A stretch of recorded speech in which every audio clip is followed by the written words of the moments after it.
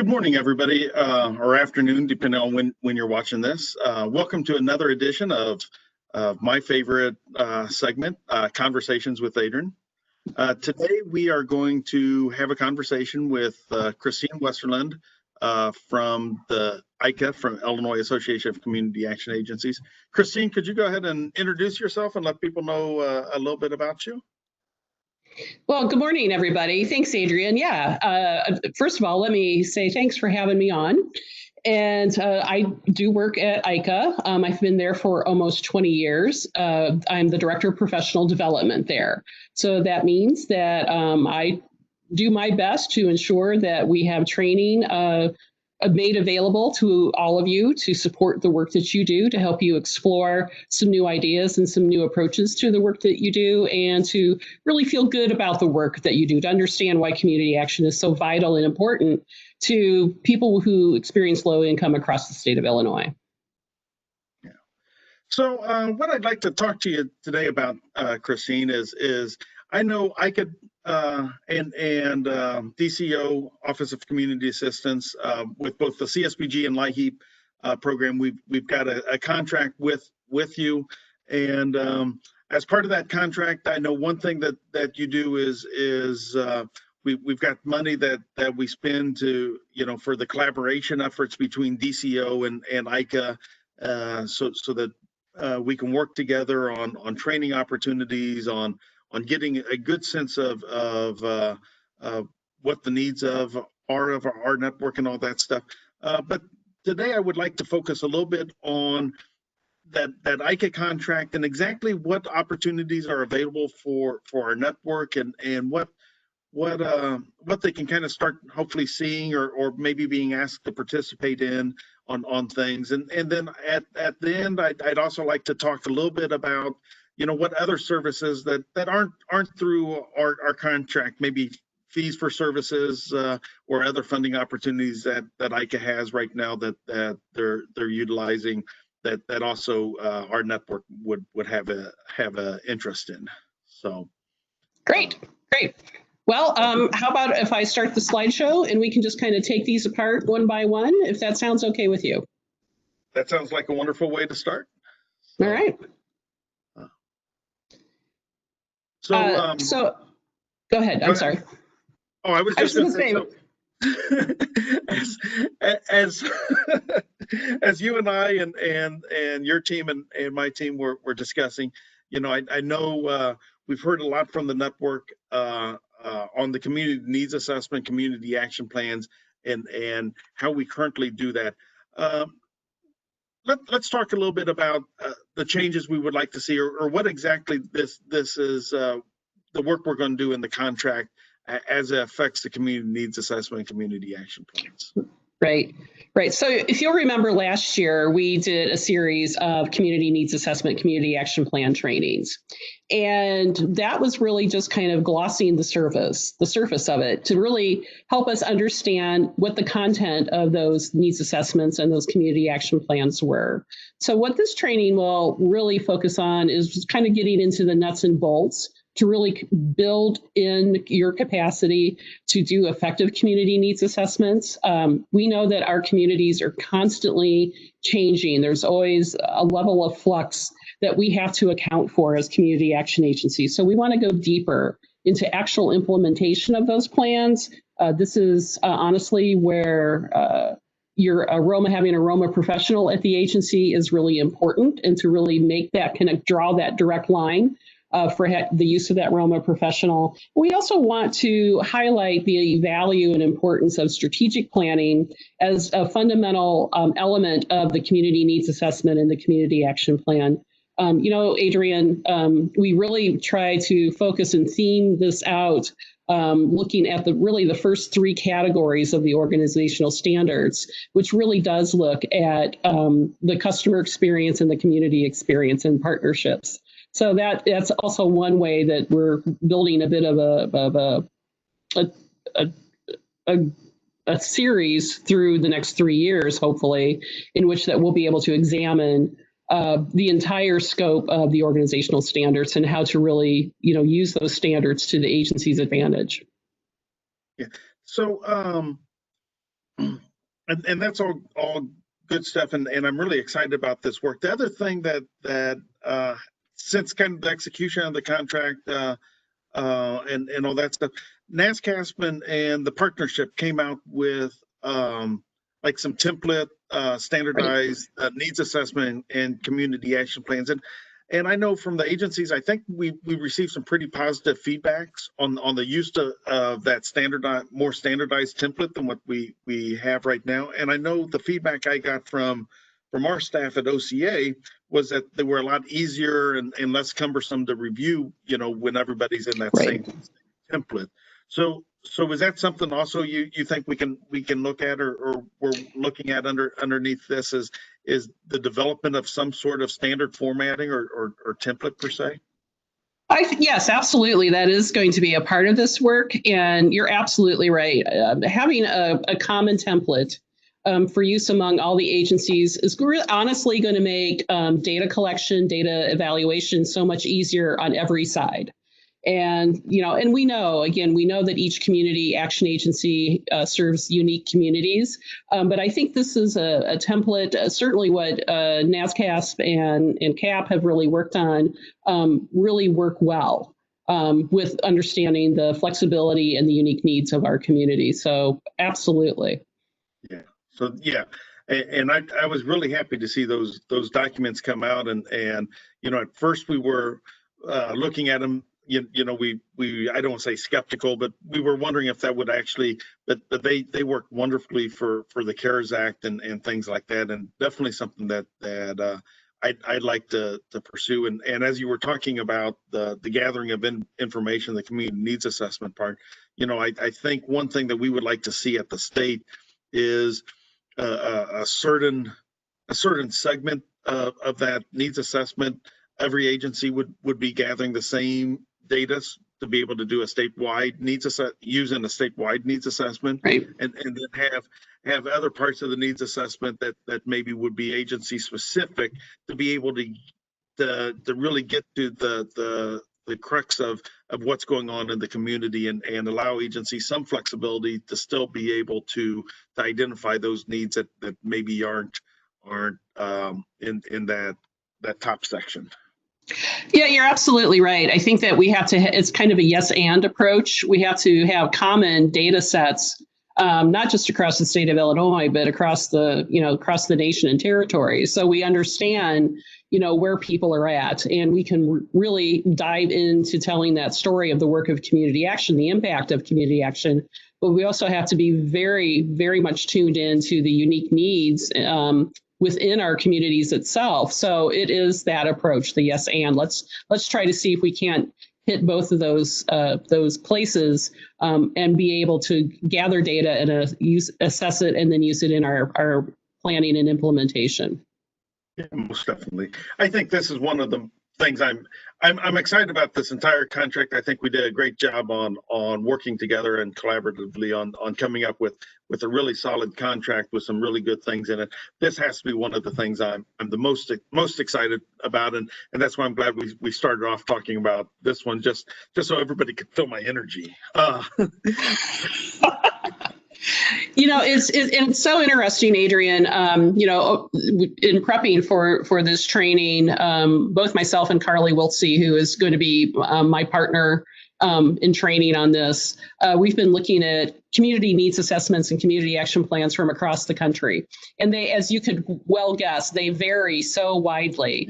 Yeah. But we're still trying to identify those commonalities and those good practices that are embedded in those plans, so we can carry this forward into the work that we do in Illinois, because this is where the rubber meets the road, if you will. The implementation of services is certainly that, but you have to be able to really understand your need and have an effective plan structured to really help you design and lead it.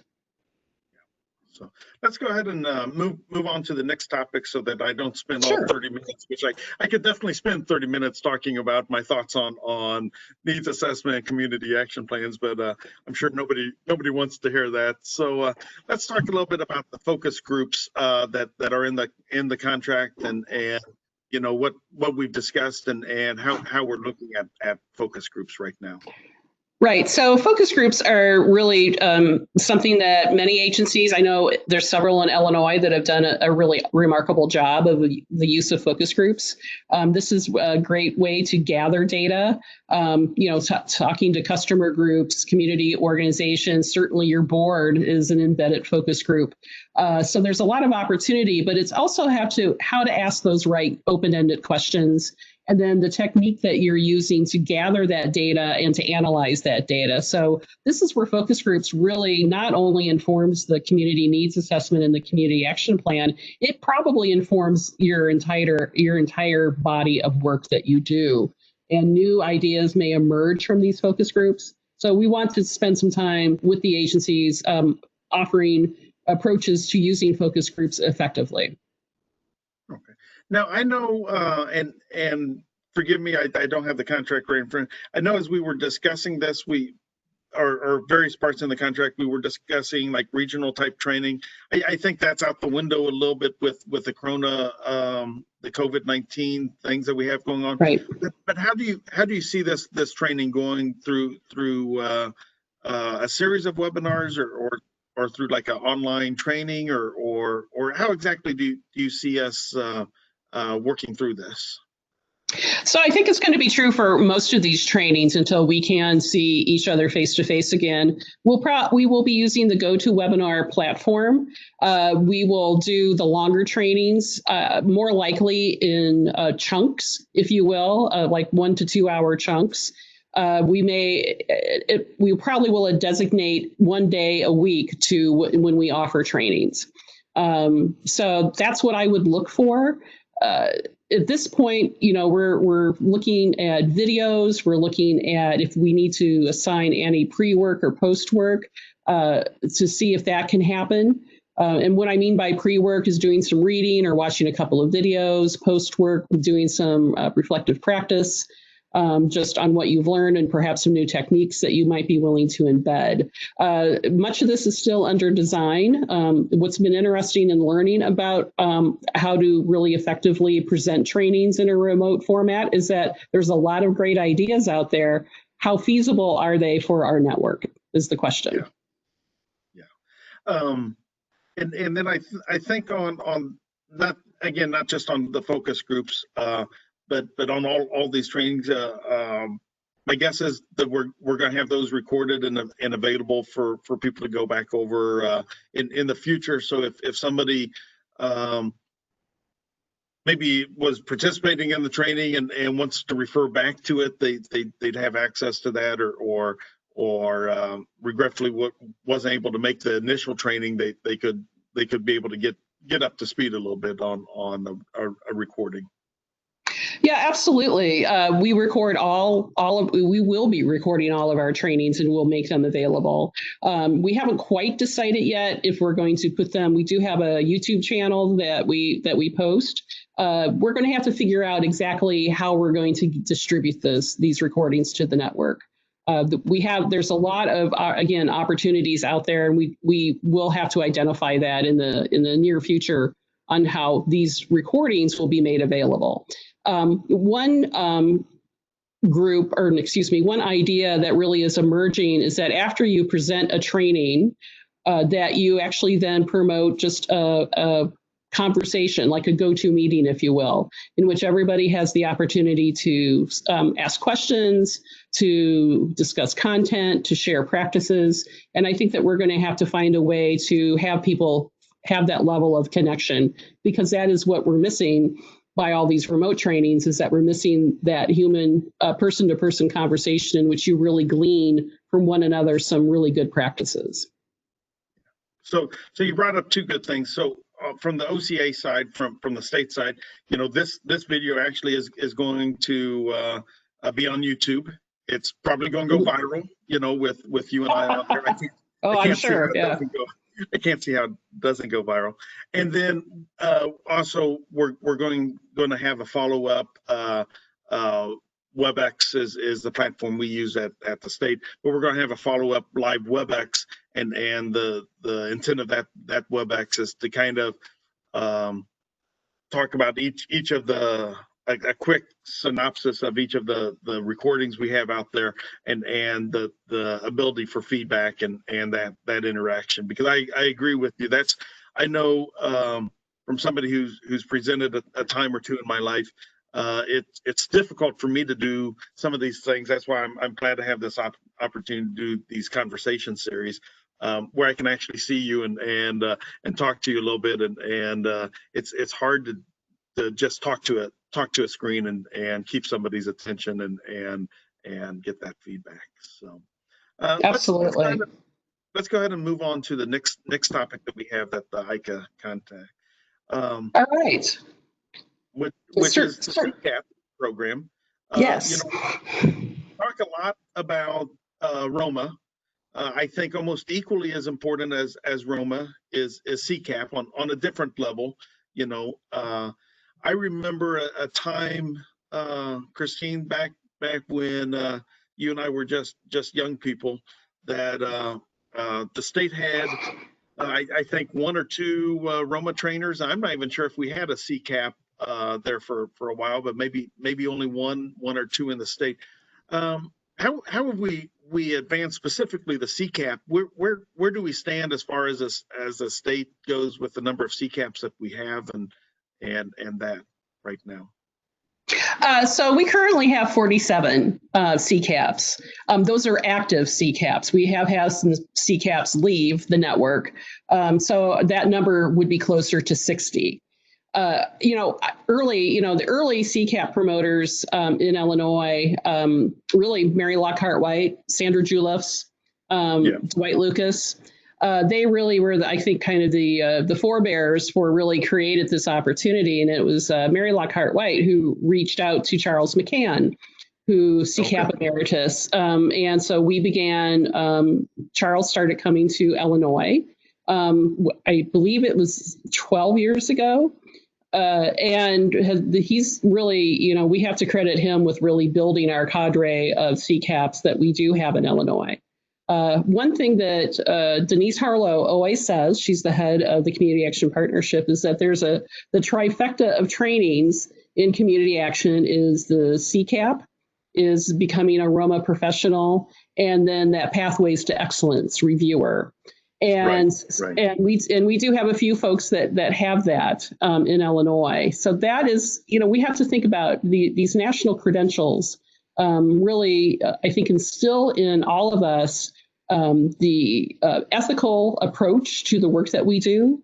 We understand deeply when you become a CCAP, not only the importance of the history of community action, but how vital it is to today. And so you do have to, Charles McCann, he's actually doing all of his meetings via Zoom this coming year. He would like to meet face to face next year. We don't know how feasible that will be.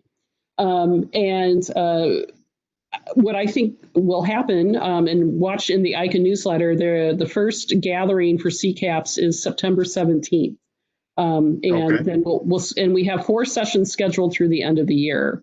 So, if there is an interest, reach out to me. I will connect you with Charles, and we'll ensure that you can start the CCAP. That it's a kind of a 3-pronged process.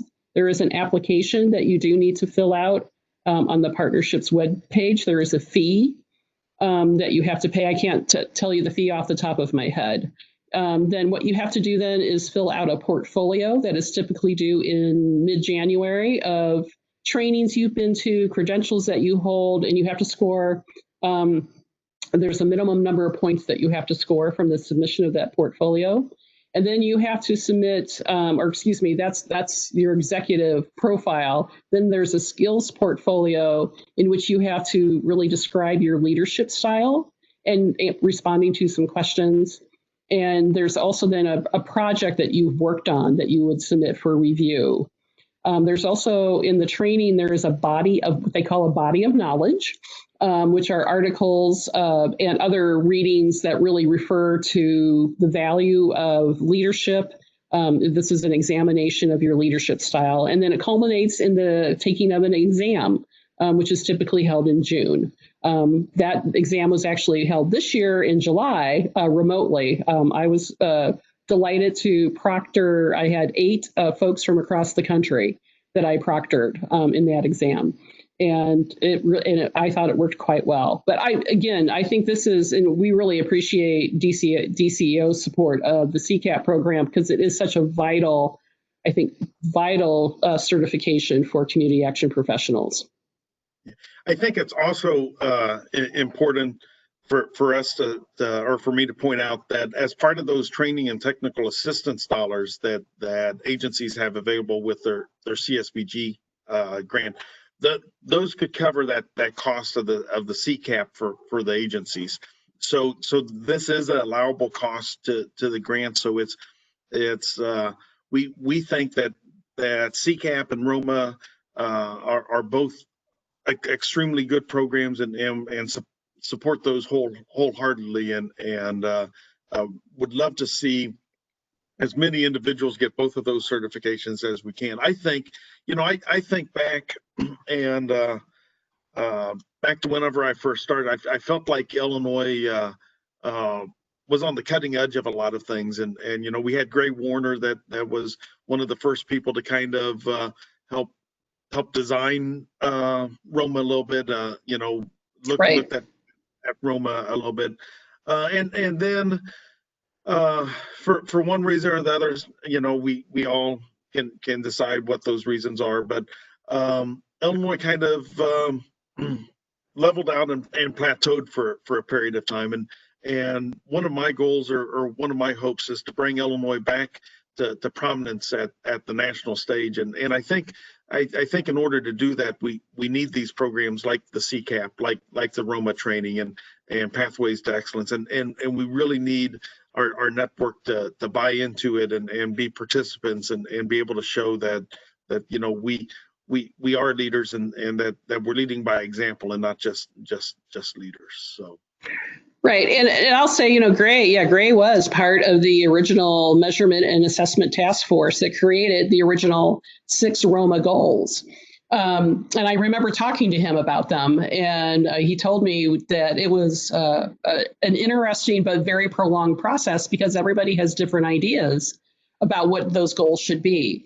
And what's so beautiful about community action is that we realize that even when we disagree, at the heart of it, we do agree fundamentally in the work that we do in our mission. And CCAP really embodies that piece of it, if you will, that passion that we have for the work that we do in really trying to lift up the individuals who experience poverty and communities that experience poverty. Yeah, I agree. I agree 100%. I used to, out of all the people I've ever worked with, Gray's one I miss a lot. The conversation with him, I probably learned more in the 3 years I worked with Gray than I've learned from a lot of people. So with that, before I start reminiscing too much, that's a good time to move on to. We could be here all day. So something, and I'll let you tee this up, Adrian. So the customer service or survey revision. So as we know, this ties into the organizational standards, and as much as some agencies I think wish organizational standards would go away, I think organizational standards are important, and we need to embrace them and do it. So we feel that getting feedback from our customer base is a great tool in order for us to improve our delivery systems and how we're looking at customers and dealing with customers and all that. So Christina, what kind of work are we doing, or does IACAA have planned to do on the customer survey revision? Well, what we're going to do, I'm excited to take this on because I think, we've heard that I know there is a customer survey out there already, which is too long. And so what we really want to do is to shorten that survey. What we're doing now, we've reached out to other states to examine their surveys. and other methodologies of using those surveys. Are customers willing to do surveys online? Are customers willing to do it more from a spoken word process, perhaps? We also need to be mindful of languages. So that's what we're examining right now. But what we'd like to do is get that customer survey down to probably 10 to 20 questions, perhaps less. And I think that is entirely possible. I've talked to a couple of agencies already about it. And I believe that we'll be able to come up with something that most of the agencies will agree will be workable, and that you can really glean some good information for not only your needs assessments, but for some future work that you need to do. So, Christine, and I know we've never talked about this. It's something that's popped in my mind a few times over the last 3, 4, 5 months. And I think about the census and how they, in a lot of regards, that's a customer survey that they're taking. And I think about how the census does theirs. They have a long form and a short form.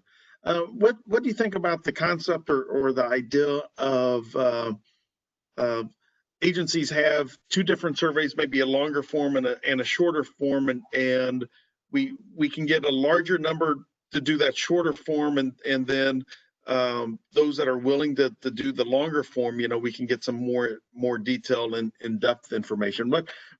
What are your thoughts on something such as that? Do you see value? And I know this is something that we've never talked about, and I hate to put you on the spot too much, but what are your thoughts on something like that? I think there's some good value to that to consider, although it's my understanding that much of the census consists of 10 questions. And I think what they then randomly do is identify customers to take a longer, or an individual to take a longer form. I'm not a census expert. Carly is our census expert at IACAA. But I think there's relative value to that. That's also where the focus group comes in, I think, is a key piece, because that really can be, I don't want to call it a substitute, it really augments the customer survey that you're doing. So I never like to say no. So yes, we will examine that idea. And I think I'm glad you brought up the focus group, because I think that's nice to kind of show and how a lot of parts of this contract that we have, they react with each other, and is really from the contracts we've had in the past. I really feel like this one really works within itself and sets up next year's contract and future growth at that. Right. So and right. And as you and I kind of agreed at the beginning, that's really what we wanted, to take that, to really do that, to really kind of dive into this and be very focused. So let's go ahead and move to the next item. I'm trying to be a little bit mindful of time. I don't have all of Dan Brather's interview skills yet, in which I can keep it in one of those segments. Yeah, I get it. I get it. And you and I are both chatty. So so this next one is customer service. Yeah. So obviously customer service is a critical component of our agencies, and one of the most key things. And I think, especially in the world that we live in today, is different than the world we've lived in. And I think how we look at customer service and perform customer service has changed a great deal. What exactly are we doing with the customer service part of this? Well, it's interesting. When we first kind of put the idea behind what this would look like, we talked about what the office environment looks like to the customer. And hopefully down the road, we'll be able to address that. But I think what we need to think now is, how is it that we're welcoming and greeting customers, and how are we engaging with those customers? Are we able to satisfy customers? And I think that's a difficult challenge for community action, because when someone is reaching out to a community action agency for service, there are circumstances that live, beneath that ask from them. And, so what's going on with them? Have they experienced trauma? And we can draw a direct line from poverty to trauma. To really, so to have some of those practices that are both poverty informed and trauma informed embedded in the agency, and also to do an assessment on your customer service practices. I realize, a lot of it is that it's an intake process. You're usually the customer or the family specialist is entering data into a computer as they're speaking. But, considering, how that might feel to the customer on the other side of the desk or on the other side of the phone, to make it more of an idea of how we can improve internal practices so the customers will feel comfortable and more willing to comply, to provide the documentation. And when customers ask to do something, they actually do follow through with it. Yeah. And I think it's also important to note, not only is good customer service needed for what you just said to have the follow through and bring in the right documentation or to engage, but also to engage with us to give us a better understanding of what's going on in the household, so that we can make more informed and better decisions on what programs or services that are really needed. If they're coming in for one service, are there other things that we need to be working on that the end result was the need for this service, that we could not just provide this service now, but hopefully be able to identify the root causes and start addressing those issues. So. Absolutely. And I think, what you're referring to is either service bundling or two-generation work. And absolutely, that will be embedded into this. Honestly, what we're hearing more and more from the partnership is the success. The IACAA group has dived into the data of service bundling and two-generation work. And it's remarkable, the shifts that are being made at the family level, that families are buying into it. It's a bit of a shift in perspective. It's more as opposed to having that one-on-one interview and then it's a one and done. It becomes a coaching or mentoring relationship. So that's going to be a key piece of that as well, because we really want to shift that practice, and you put the customer in the driver's seat, and then you serve more as, again, a coach as opposed to simply taking down information and here's what you qualify for. It goes beyond that relationship. Yeah, and I believe with CSBG having the ultimate goal or mission of a family stabilization. You used to say self-sufficiency, but I don't necessarily care for that term. I like family stabilization. So with CSBG having that ultimate goal of family stabilization, I think that all kind of works together well, and that's why customer service plays such a big part, big role in CSBG. Absolutely. And, that's why it shows up in the first part of the organizational standards. The customer is key. Right. Let's move, keep moving a little bit forward here. All right. All right. We got sexual harassment. I think this is kind of self-explanatory, but, it's should be a requirement, basically a requirement that we have sexual harassment training, and so we've asked IACAA to put together some sexual harassment training and that. Yeah, so we're going to be offering 2 sessions. They're already scheduled in October and November. Can't tell you the exact dates off the top of my head, but this is the state curriculum that's been put together. Is it the Department of Labor Relations, I think, has put that together? I'm not. I believe you're correct. Yeah. Yeah. So these will be 1-hour trainings. It's my understanding that everyone who works for a community action agency in Illinois has to be a part of one of these webinars. We will also be offering a certificate at each one of these webinars. So that is something that they can easily print off and be placed in their personnel file. And it's my understanding this is going to be an annual requirement, if I am reading this all correctly. Yeah. So if we need to perhaps expand it beyond 2, we will take that into account. And we are working with somebody who is very good at presenting this. She's Donna Rogers. I think many of you may know her from other trainings that we have hosted.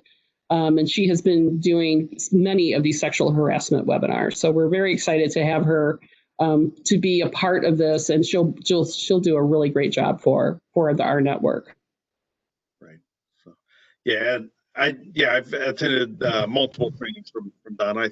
I think she's a good trainer, and I like the idea of us doing this internally as opposed to depending on somebody from outside our network talking to us about it, and maybe not being in the environment that we're in, and the knowledge of our programs to be able to kind of talk to it in a way that makes sense and works for us.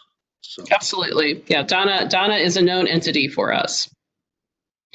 All right. So let's go ahead and move on this one. I don't want to cut us short at the end because I know we have some really good things to talk about. So data systems exploration. So I know everybody that was starting to nod off from listening to us, their heads just perked up, and well, data. Adrian's finally giving up on stars. No,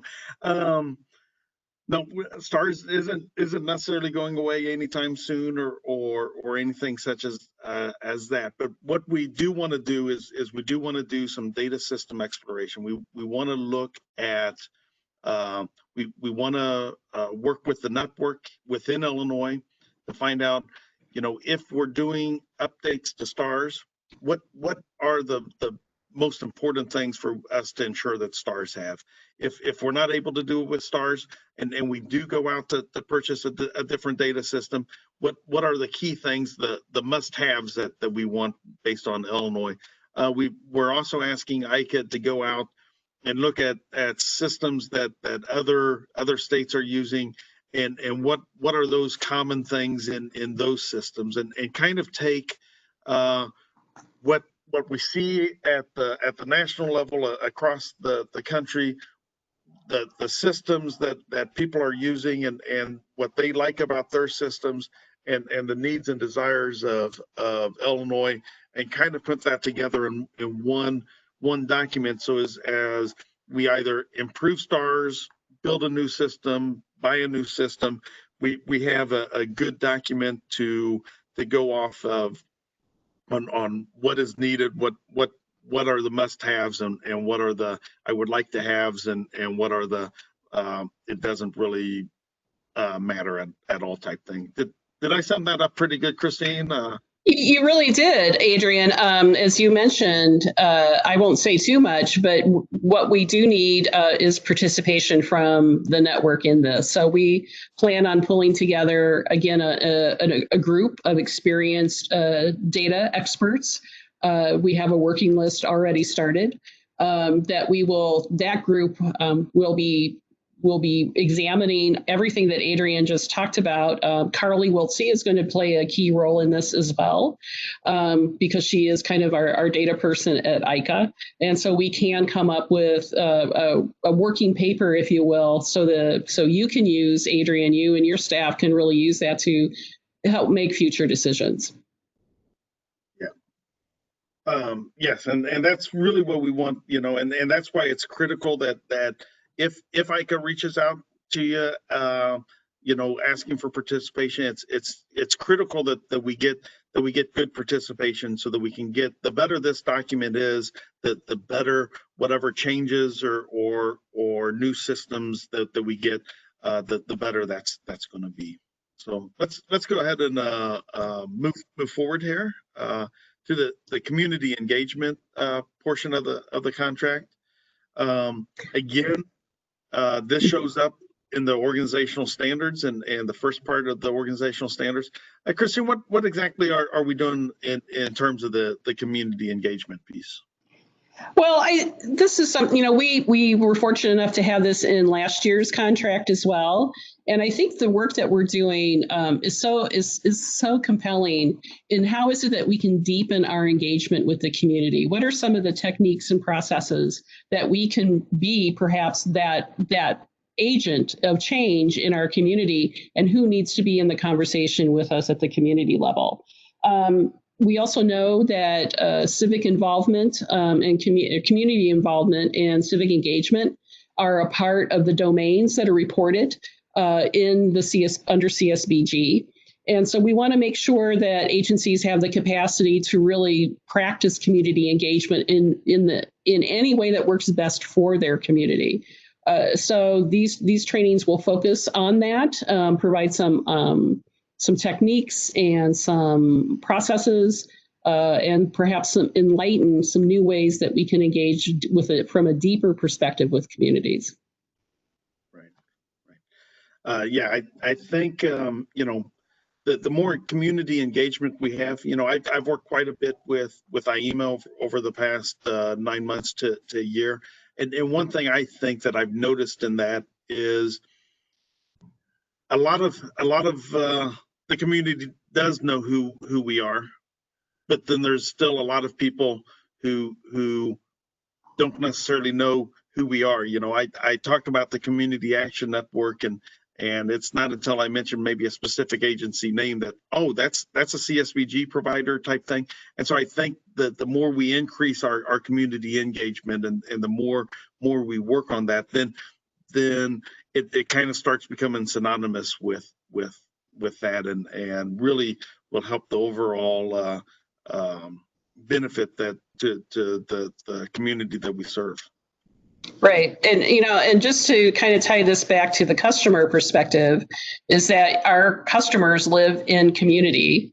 And so how is it that we could not only help the agency be more engaged with the community, but how the agency can encourage their customers to become more engaged in their community? That's actually a national goal. That's goal 3. Of the Community Action National Goals. And so again, these are conversations that really we need to promote at the agency level to really see how you can have that deeper involvement within the communities that are served. Right. So let's go ahead and move to the next which, this is another one of those topics that I know Christine and I could go on and on and on about. Both of us are big fans of ROMA. The state fully supports ROMA. This is another great way to spend your training and technical assistance dollars. And in fact, we give agencies an additional $1,500 if they have a ROMA professional on staff. So we do that at the time of modification. Could you just highlight when some of these trainings are taking place, or how the trainings are going on, and how we're supporting the ROMA process, Christine? Right. So that's a great question. And you're right. We could be here till tomorrow morning discussing ROMA. But what I will say is that, first of all, if you're interested in a ROMA training, right now the ROMA implementer is being done all remotely. You would want to go to the ROMA website. If you just type in ROMA, and it should come and Community Action into Google, and it should point you to there. But if not, just shoot me an email and I'd be happy to give you a link. But right now, that's the implementer. It's all done remotely. I believe it's done in 3 consecutive days in the morning. There is pre-work, there is post-work. In the implementer part of it, you do have to submit a portfolio of work in which you are talking about or would be sharing how you would implement the ROMA cycle at the agency. And there is an exam that includes the construct of a logic model. The Train the Trainer will soon be transitioning to a remote format. I'm not sure yet what the timeline is for that, and it will have to be more of an intensive training. My recommendation would be is that start with the implementer training. If we were to have a conversation with agencies in Illinois that have implementers on staff, and many agencies have several implementers on staff, they point to the fact that the implementer is such a valuable member of the staff, in which they're the ones who are really, keeping the cycle present. That helps with the reporting of data. So really consider that. And again, you can contact me for more information. Once you become a ROMA professional, we do host a ROMA in-service each year that will help us all get up to speed, be on the same page. One thing that's exciting about this year is that there is a brand new introduction to ROMA manual, which all of the trainers and implementers should be very happy about because it does kind of correct some of the little flaws that were in the previous manual. So we will be using that going forward in our trainings. And if your agency does need to have an introduction to ROMA training, there's myself. We also have 5 other ROMA trainers in the state. The rest of our crew, there's 37 of us total. So there's 31 implementers and 6 trainers. Really, there is quite a bit of ROMA expertise, although Minnesota has surpassed us. And so now we need to get more implementers. I'm just putting that out there as a challenge to everybody. But the time, I'm just going to say one more thing. The time has really come, I think, for agencies to consider ROMA Next Generation, which includes the theory of change. And this is I would take this opportunity. I know we've done some webinars on it. I will continue to really promote this theory of change, to really think and talk through, and to really put in a format in which you really see the progression of what your agency commits to in terms of making that change. And where I want to add one thing on it is, again, when we look at the organizational standards, there's multiple organizational standards that refer to, that you find the letters ROMA in. So we've got ROMA is very much alive in the organizational standards, and it's really to an agency's benefit, and it really helps them make sure that they're in compliance with the standards and meeting standards on staff, as opposed to the requirement of having an MOU or a contract or something like that with a ROMA professional. It's such a cleaner look. And not only is that a cleaner look, but it's also when you're just utilizing a ROMA contractor or an MOU, some of this stuff,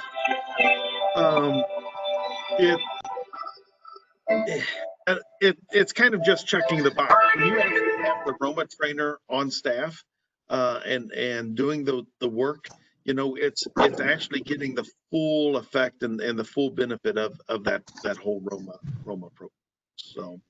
Right, and I think as we go deeper into the use of ROMA, we certainly are seeing from a national perspective in which, we're being required to really follow that ROMA cycle. Some of these pointed questions that are in the CSBG report or annual report are really focused on our capacity to, implement the ROMA cycle and to follow the data.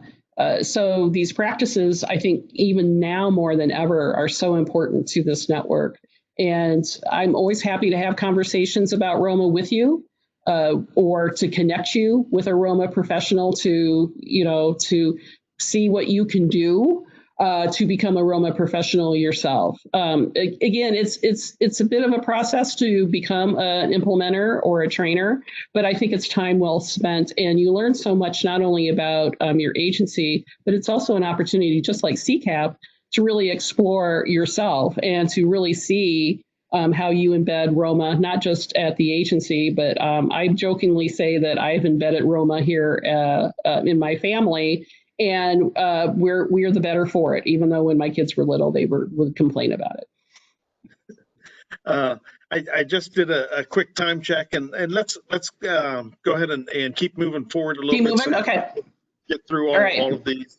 I promised some people that I'd stay within 30 minutes, and we're at about 50 minutes now. So big surprise. Sorry. Yeah, no shock there. The Wednesday webinar series. Now, this is something that we have had for a year or two now, and I think I think it's been a very, very nice webinar series. Can you just highlight some of the upcoming webinars or the webinars that we're looking at this year, and to get people kind of geeked up a little bit on what we have? Yeah. Absolutely. Just, we don't have the whole series laid out yet through June, but what we're going to be looking at, we have a speaker about cultural competency and microaggressions coming up. We have the one scheduled in September with Melissa Kramer from Kendall Grundy, looking at ethnographic interviewing, which is such an important component of the community needs assessment. We'll have some national speakers. I'm going to invite Barbara Mooney to come back once again to really discuss some of the new things that we are, and you heard it, new things that we're discussing at ROMA, especially going back and focusing once again on the organizational assessment. We have a fiscal webinar that will be planned. We have a community development webinar. We'll probably do, again, another storytelling or public relations and marketing webinar, because that always seems to be very popular and I think very much needed for this network. So that's kind of it in a nutshell. And if anybody has some really fabulous ideas for a webinar, I'm open to hearing from you. Yeah, that sounds great. And again, what you said about open from hearing ideas from the network, this webinar series, again, is for the network, and we want this to be a meaningful webinar, and the more feedback we get from the network and input we get from the network, the more meaningful of a series and topics that can be developed to take place for this. So that's a great point on that, Christine. Yeah, we want to hear from you. Okay. So let's go ahead and move up. MIP user group support. So I'm just going to go over this one fairly quickly. So this used to be something that was covered underneath the Illinois Ventures grant that we had with them, or contract that we had with them. So it's obviously for MIP is the accounting software. IACAA is taking over that role of doing the MIP user group. If you have questions on that and issues on that, do we have anything scheduled for that yet, or are we still just kind of waiting for feedback, or how exactly are we going to do? We don't have anything scheduled yet. We have reached out to the trainer that we use for this and trying to get some dates. And we're not quite sure. And I think that this again will be at first certainly a remote offering. I'm just not quite sure what the structure of that will look like yet. Yeah. So this is if you're a executive director or CSBG coordinator, this is something that you probably want to make sure your accounting department knows that IACAA is now doing the MIP user group support and share that information. So. Let's move forward. So this, I'm going to let you just go and take these, because LIHEAP is a little bit out of my wheelhouse, and I know you've had good conversations with Leslie Ann. So the next couple activities, I'm just going to let you kind of take care of. Okay, well, I'll go quickly. So the LIHEAP customer webinars, there's going to be two really focused on customer engagement, customer process, again, connecting how it is that you work with clients who are at 200% of poverty, and really, again, connecting in the brain science that's so valuable in working with customers. So we will do two of those, and I'm really excited about the content. And again, very much focused on the LIHEAP staff that really work proactively with customers during the LIHEAP season. We're also going to dive into the LIHEAP customer experience. That's something that really has not been explored in any depth in the past. So we're figuring out a way to reach out to LIHEAP customers to really get into understanding, what's it like. We know that LIHEAP is kind of an in and out. You go in, you apply, you receive your service, you leave. But we'd like to hear a little bit more about what can happen. We know that LIHEAP is the doorway for many customers into a community action agency, and how is it that we can also maximize on that as well. And then also we're going to dive deeper into customer experience training. And that will again include, we'll be looking once again at the brain science looking at trauma-informed, really looking at poverty-informed, and many of the aspects of the LIHEAP program and the LIHEAP time that you have with the customer and how you can really maximize that relationship. And I think that's it, Adrian.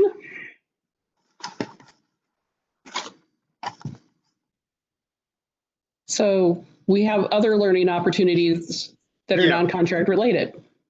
Yeah, so I wanted to take an opportunity while I had you to make sure that the network, that everybody understands that you do more than just what's in our contract. You've got other funding sources. You also have some fee for service type opportunities.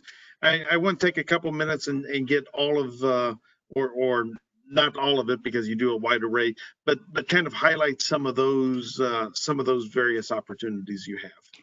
Right, and you're right, Adrian. This is not a full list, but these are some of the, I think, the important ones.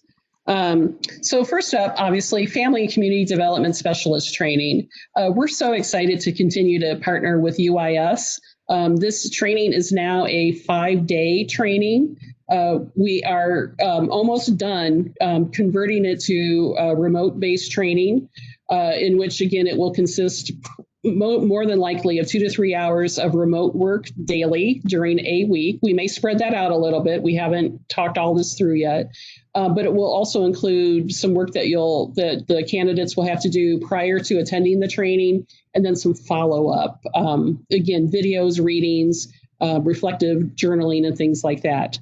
What's really lovely about this partnership is that the UIS crew that we are working with are part of their Child Protection Academy.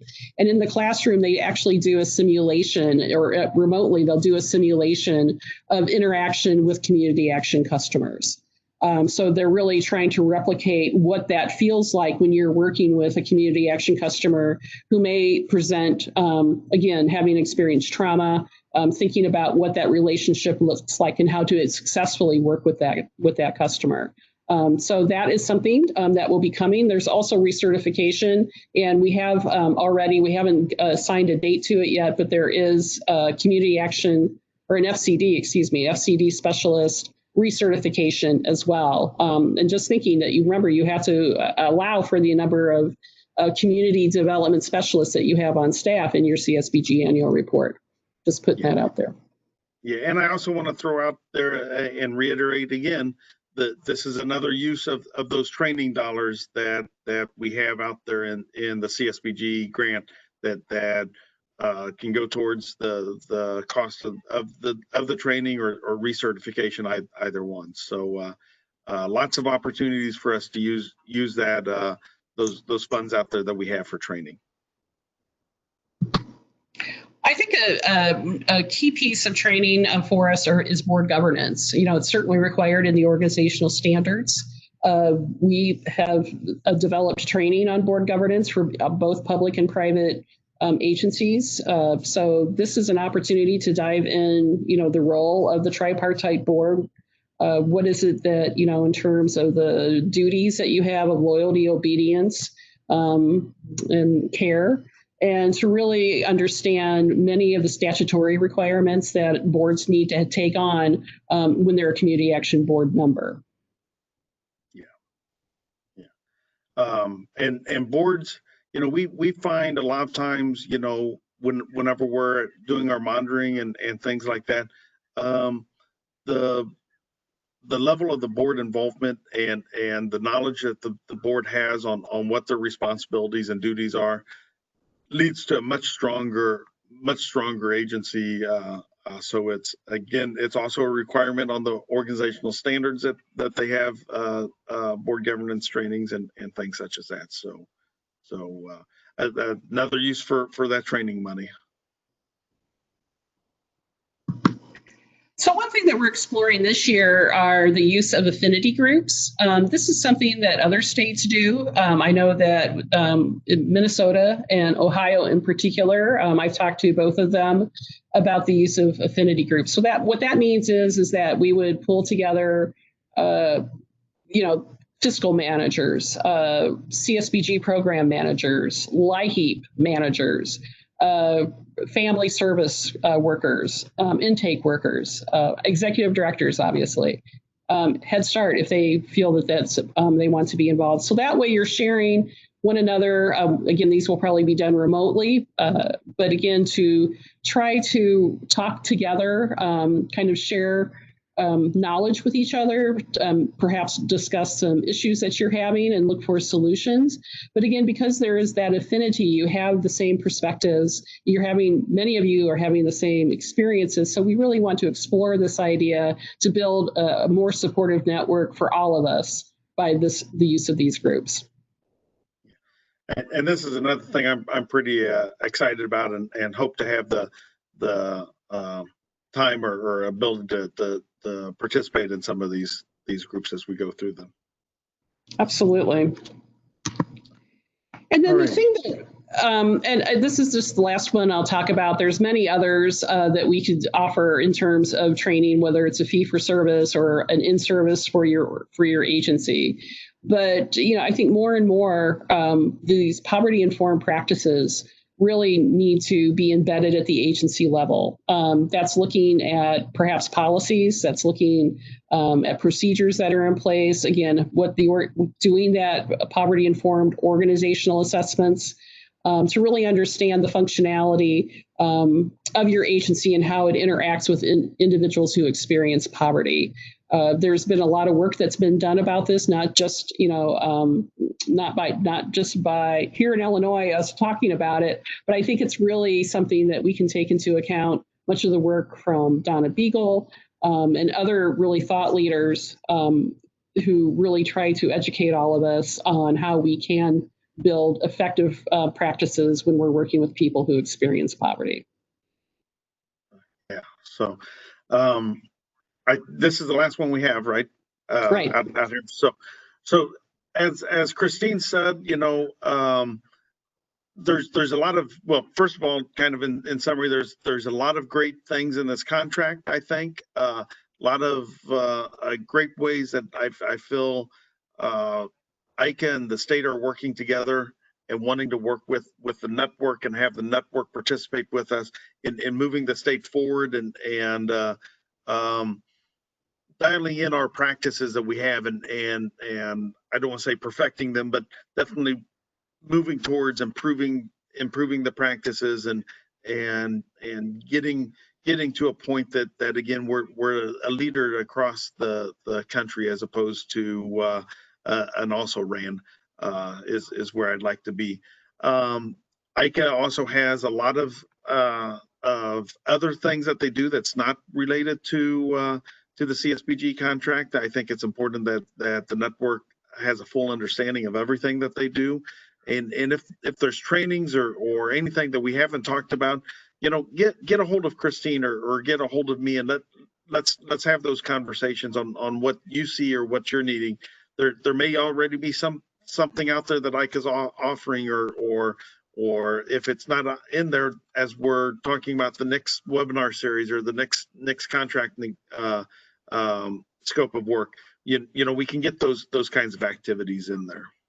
So yeah, absolutely, and I appreciate you saying that. And I'll just kind of say one more thing in it. It's not that I forgot it, but in the back of my mind. But if you need some one-on-one with your data and you want to have a conversation with Carly, I would certainly encourage that, because she really is a great navigator and understands data from a beautiful perspective and can explain it in very easy to understand terms. So I would encourage you to do that as well. So the one thing, and I'm glad you said that, because how you said it made me think of something else here. We also have, I don't want to call it the peer-to-peer because it's kind of a thing, but if you have new coordinators or new staff that's needing some assistance in getting up to speed, ICA has funds to be able to take care of that and do those types of things. Absolutely. So okay. Well, thank you, Adrian. So that's where I am. Very much appreciate this conversation. So I will let you all go, and I will look forward to talking to you later. All right. Take care. Thanks, Adrian. I appreciate it. Bye-bye. Bye.